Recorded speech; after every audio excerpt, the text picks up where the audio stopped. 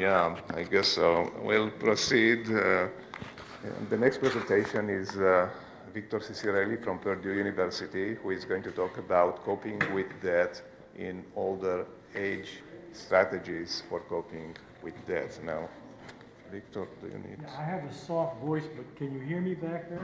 You can't hear me? Okay. So, I don't know if you'll... I'll need help on this too. Yeah, I don't know. You're an expert on this.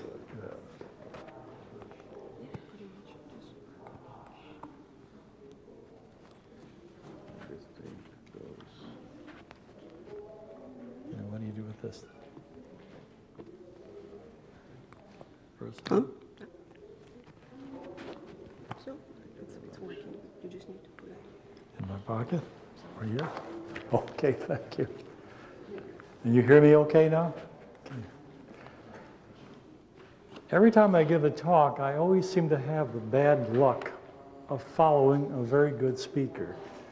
And then I go into terror management. Now, I happen to be an admirer of Tom and that group. And I'm glad that they're moving into gerontology because I think it's going to enrich the whole field quite a bit. My approach, or what I'm going to talk about, is perhaps a simple message, but it's an inductive, in contrast to the approach that they have. It's an inductive, descriptive study, exploratory. And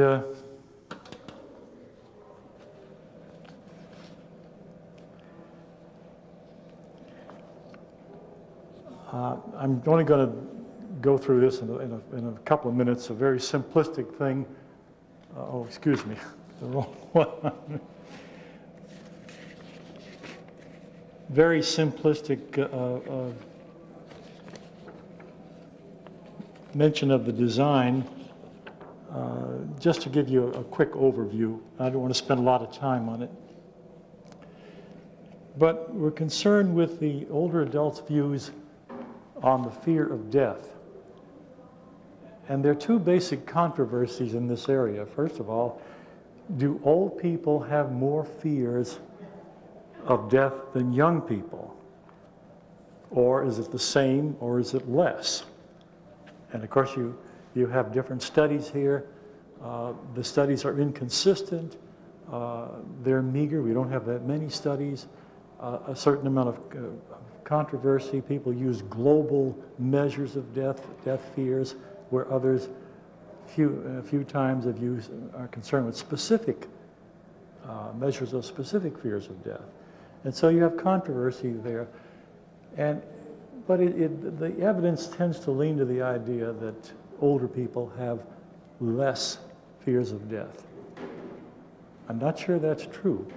I'm not sure that terror management could add a lot to this to explore this further. But the other issue is there a difference in the fears of death for the young old and the old? Not the 20-year-olds versus the 60 or 70-year-olds, but the 60-year-olds and the 60 to 70-year-olds versus the 80 and 90-year-olds in that age range. And here the evidence is less. There's a paucity of studies, and yet this is a very important area to find out if death fears are the same from 60 to 100, or increasing, or perhaps decreasing. What is going on? Well, we got a grant from the National Institute of Aging to do an exploratory type of study to see if we could look into this and find out what are the death meanings that these people have, what are their death fears, and how much do they really understand the dying process, how they're going to die, what's going to happen, and how is that related to socio-demographic factors, how is it related to their conception of their family, how is it related to their health status, and how is it related to their religious beliefs. Now, I'm not going to discuss that whole study. I wouldn't have time, and that's not the purpose of the focus of this talk. I'm just going to take part of that exploratory study concerned with death meanings and primarily death fears.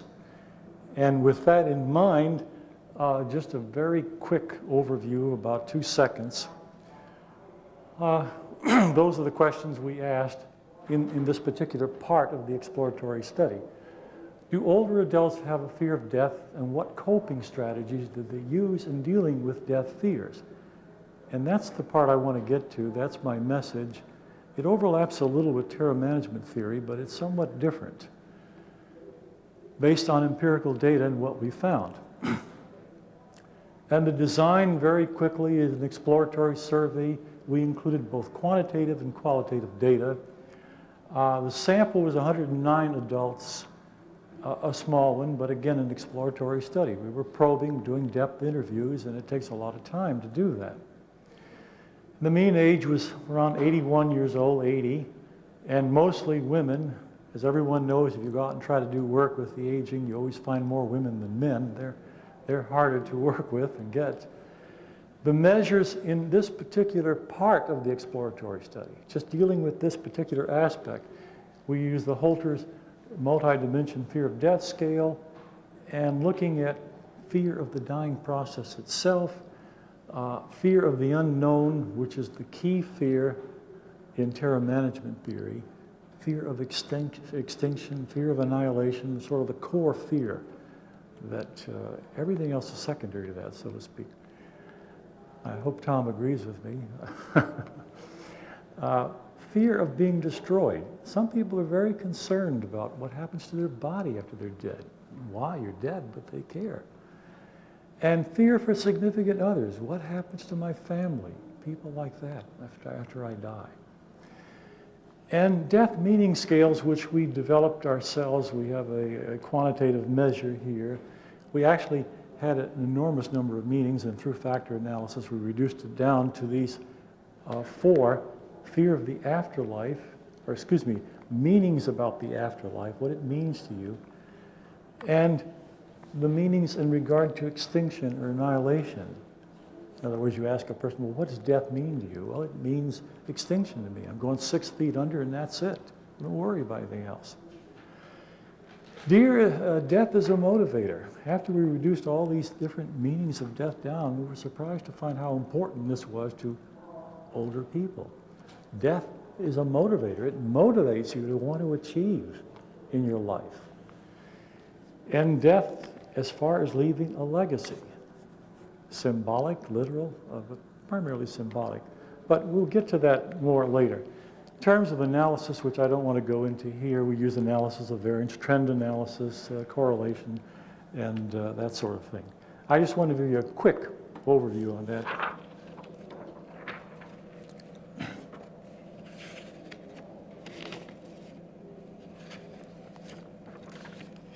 Now, the one thing that coming out of the study, which surprised us, this was data, and if you notice what we did here, we had these different age groups, and we're assessing death meanings and death fear. And this is from 70 on to 100 here, primarily. And if you look at the column 80 to 84, what we found through analysis was a curvilinear relationship. In other words, these people, as they're getting into the 80s, there is an increased amount of death fears. It's going up and then comes down later as they hit into the 90s. Now, it's a kind of a wide range here from about 75 into the 95, but when this is combined with qualitative studies, the qualitative analysis, the interviews and so on, it narrows down to about 76 to 84. And this is a transition period in which fears of death are actually increasing rather dramatically here. You see the significant differences when you look at column 80, 84, and I haven't got time to present all the, but here are some examples of the qualitative data. I might be frightened, I don't know, but I'm afraid of choking to death. I think maybe we're all a little bit afraid of dying in death. Well, I feel apprehensive about death. I think I'll have a lot of fears. Everybody does. I have thoughts and fears about death because what happens after death is still unknown, and so on and so on. Well, now, this is coming from people 76 to 84. When you interview the people after that and people before that, you don't get anywhere near as frequent amount of these kinds of comments. So again, we're saying there's this window here in which death fears, they're more sensitive to that. Well, why does it exist? And again, this is only our mini little model that we came up with to try and look at this, and perhaps there's some overlap with, on a very unsophisticated level here with terror management theory. But again, this idea that, hey, I'm 80 years old, and you know, I'm not dumb. I know what the cultural norms are. Most people don't live beyond 78 or 80. Life expectancy is 78. I know what that is. And I know my health is declining, and certainly cognitive psychology is telling us that speed of processing and so on are declining. Mental health, these things are going down. So I realize much more, I've always realized, it was more vivid now. I'm 80 years old. I know that I may not live to 90. So it's a very vivid thing. It hits me in the face. I have a limited time left to live. But as Tom was pointing out, the biological urge coming out of evolutionary theory is to survive is very strong. So you have a tension there between these two, and that leads to this increased activation of the fear of death. All of a sudden, the fear of death is emerging more into your consciousness. As the beginning of this transition period, this is a typo error here where you see two cognitives, but the transition period is what I want to talk about. The transition period includes the emerging of these death fears and then coping strategies to try to reduce these fears. And why is that important? Well, I'll come to that in a minute, but let's look at the kinds of coping strategies that we found empirically, inductive, descriptively, what they're doing, what they're using here. And I want to come back to these. I wanted to just discuss them and then come back to them. But we found they were using denial, and this is what we're inferring from these kind of comments. Death is one of those things you don't talk about. I have some peripheral thoughts about it, but I don't express them. I think every human being is kind of in denial until he gets the message that he's terminally ill. I wouldn't be frightened if I didn't think about it. You shouldn't think about it. I don't think it's productive to think about that sort of thing. So we see this denial and suppression occurring. What does that mean as a coping strategy? Well, we have another underlying idea, which I want to come back to. I don't want to discuss that yet. Well, I guess I'll bring that up. What we saw what we're trying to do is see these coping strategies not as isolated things, but coming together in a kind of a dynamic way. And this first coping strategy, we looked at as kind of a buffer. In other words, it's providing you, you know, like when you all of a sudden find out somebody's died and you're talking about the grieving process, and you have this sense of numbness. Well, this presents a buffer. It buys you time to start thinking about other coping strategies, which perhaps are more effective in reducing your death fears. And of course, seeking comfort in religion comes up. And again, you find many of these kinds of comments as a coping strategy.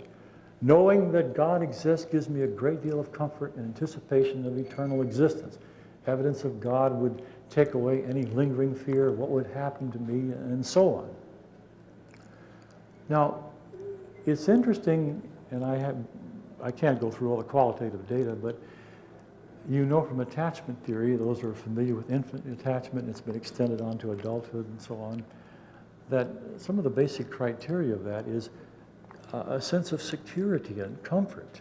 In attachment theory, in contrast to love, you want to be with the person all the time. You're married, you love somebody, but it's when they go to work and you just want to be with them all day because it gives you security and comfort.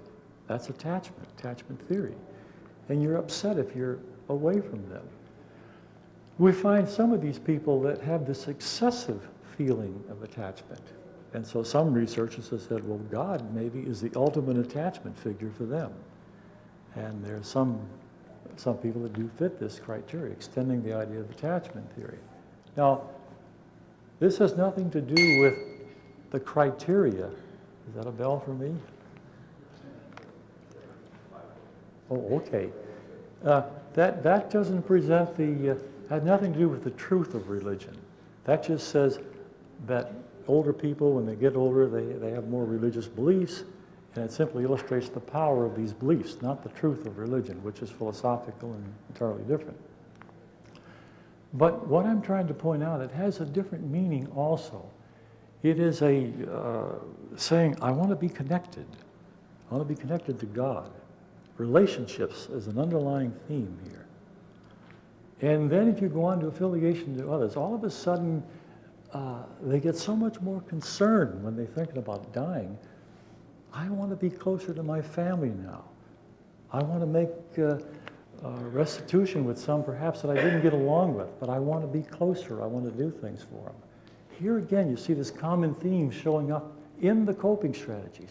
I want connections. I want to be connected. Then you see problem-focused coping, and in this problem-focused coping, they really, I'm using a generic term there, so we're really talking about, I don't want to be a burden to people, and I don't, my friends and my family and so on, I don't want them to have to spend all their time worrying about my burial afterwards or distributing my assets and so on. And I don't want them to have to be terribly concerned with the grief process. Some woman, I remember one woman saying, my son is over-attached to me. I'm going to break that and provide some distance because I don't want him to suffer afterwards that much. And here again, we reinterpreted that coping strategy to say, these people are saying, I don't want these friends, these people I care about. Like in Carson's theory, I want to just be with the people later on in life that I really care about. But I don't want to disrupt those relationships.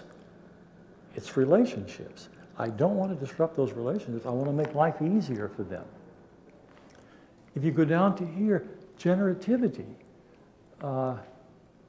I want to help others. And we found this theme over and over again, especially with the women. I want to do things for them. And here again, this can be reinterpreted in terms of relationships. I don't want to, I want to help people because I want to stay related with the people I'm leaving behind. I want to focus on God because I want to be related to Him and the people I will see in the afterlife, my friends, so I have a continuity of these relationships. And finally, down here, cognitive reorganization, I meant reorganizing your thinking so you devalue life and then can go on to a death because you're saying, hey, I don't mind giving up life. It's a temporary thing I'm giving up. And it makes possible for me then to go on to this longer life and be with God and my friends. In other words, I have continual connections. And so giving up life isn't going to destroy all that. And I'm not going to go just 6 feet under and never have a relationship again. So what I'm trying to say is you've got these coping strategies. I will be through in 2 minutes. Adrian. But they can be reinterpreted. I won't even bother putting any more slides on. Let me just say, they can be reinterpreted in terms of people really underlying theme. They're going through a process of detaching themselves from living because they have the idea that, and this comes out in the qualitative study, that I can still maintain relationships. Dying is just a temporary thing. It's not going to destroy the relationships, and that's what I really want. I want to be connected. And the legacy allows me the symbolic thing to connect it to the people that I'm leaving behind. This allows me to have connections to the future, and I'm going to connect and maintain these relationships. And to me, that's what a therapist should be thoroughly concerned with. Maintaining or helping him think, I'm going to have relationships. I'm giving up my life. It's a temporary thing. Now, when you can do that, or when they have felt relationships are going to be maintained, that's the mechanism then for accepting death. Then I can accept death. And if I can accept death, I can go into the last period of life, the end of life period, and prepare for it much better and do the things that have to be done. I'll stop there, Adrian. I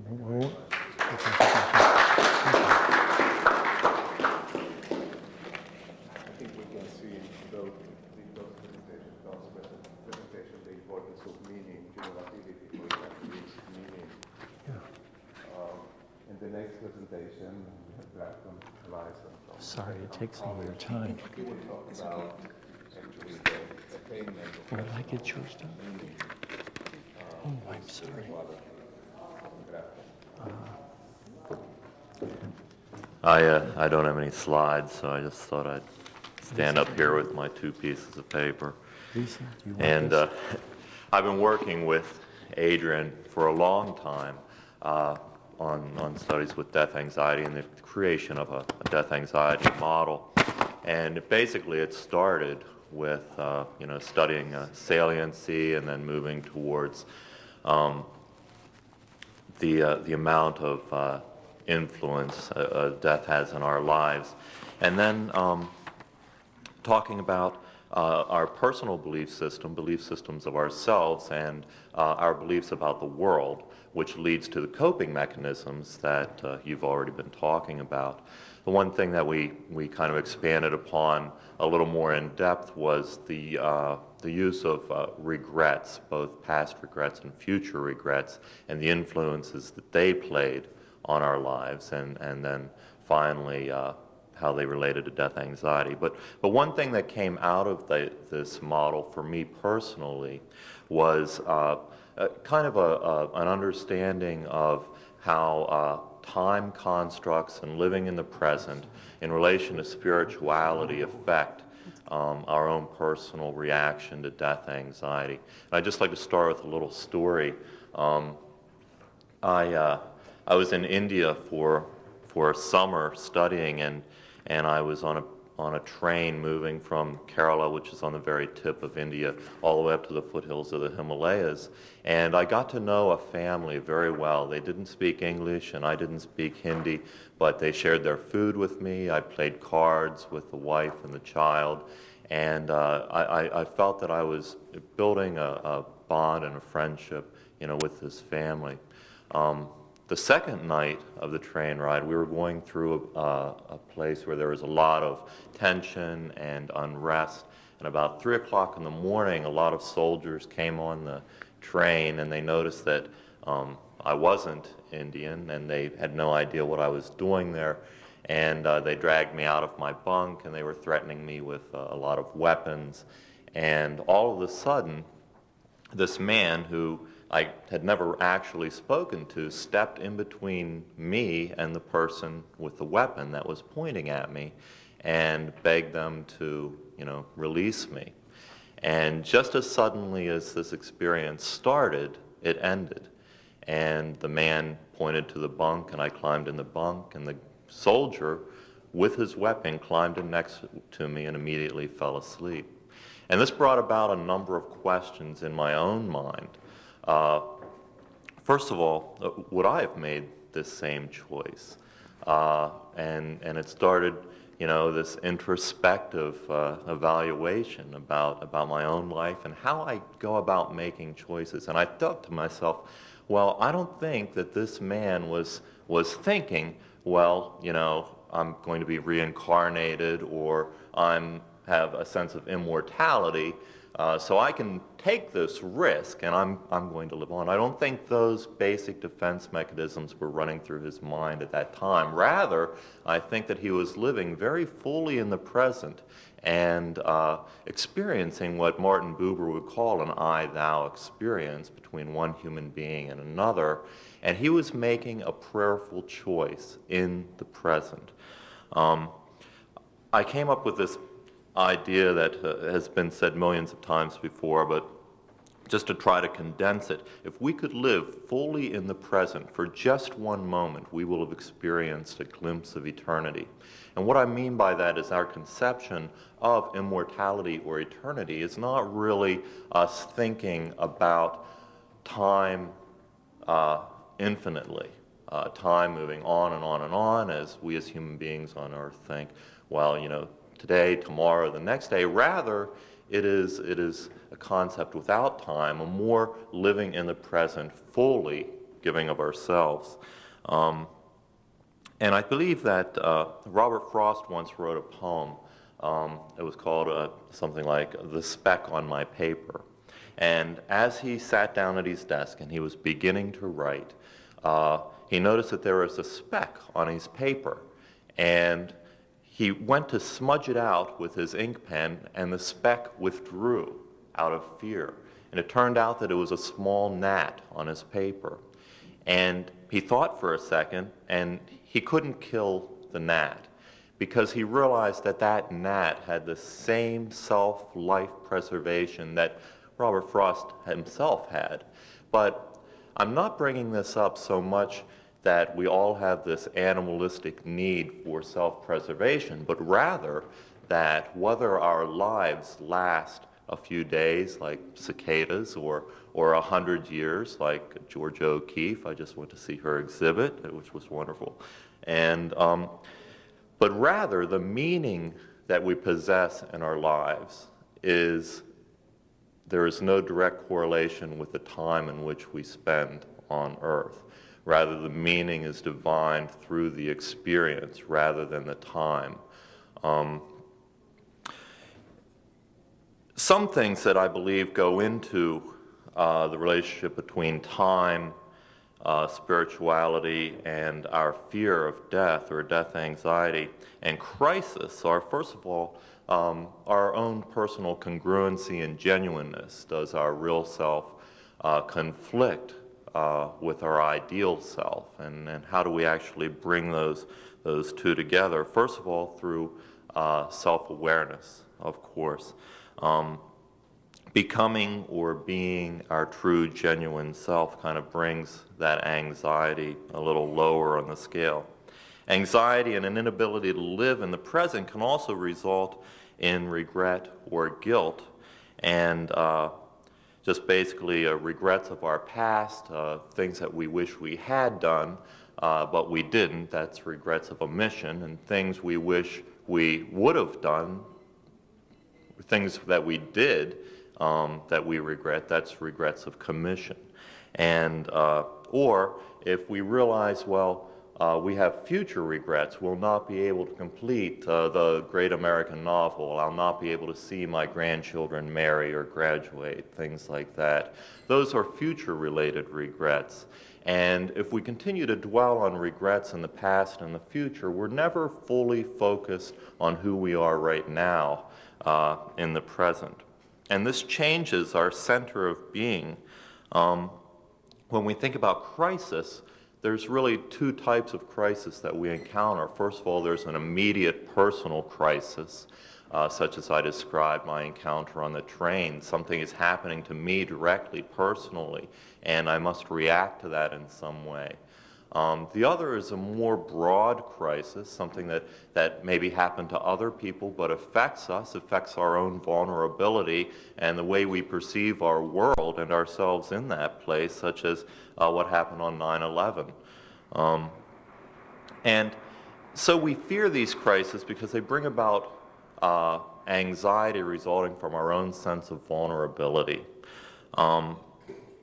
However, I think they're also related to our sense of flow in the present and our fear of the future. Whenever there's a crisis, we usually begin to dwell more on regrets that we have in our life because we do a quick life review.